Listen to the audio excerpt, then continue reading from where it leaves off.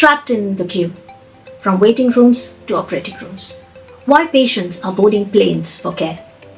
When pain becomes unbearable and the system offers only silence, patients are doing the unthinkable, flying 5,000 miles and getting treatment and a treatment plan the same day for considerably less than what many families spend on a single dinner out.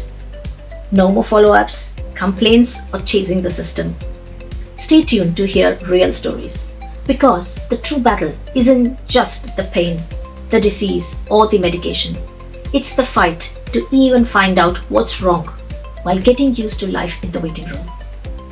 Meet Sarah from the United Kingdom. Like many others, she suffered from debilitating knee pain due to arthritis. She did what anyone would do. She sought help through the NHS.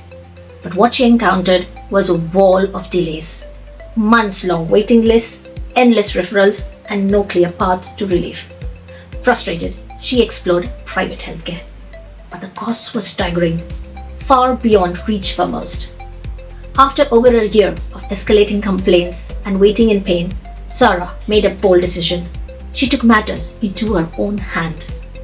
Drawn by stories of successful outcomes and world-class care, she traveled to India for a knee replacement surgery. The result? A seamless experience.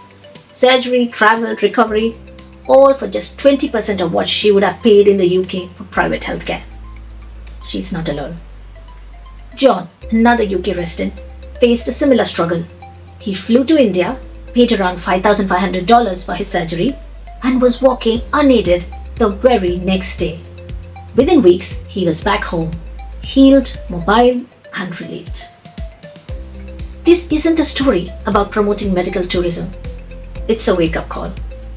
Patients in the UK pay taxes and insurance their entire lives, only to be left waiting, sometimes until it's too late. Semi-emergencies become critical. Lives are put on hold. Let me give you an example.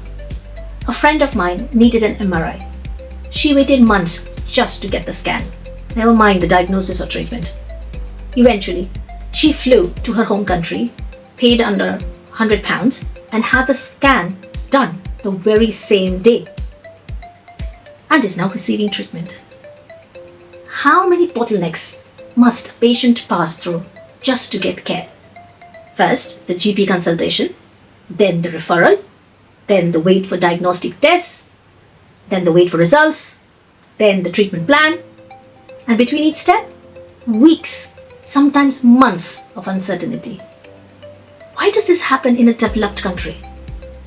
Because the system is overwhelmed.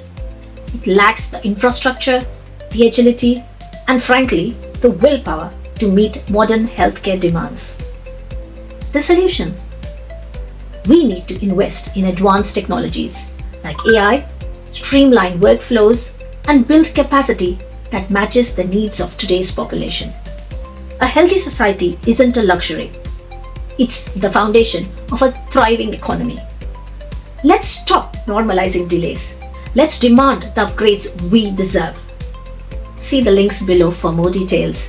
And don't miss to watch my video on conveyor belt medicine, a deeper dive into how we got here and how we move forward. Thank you.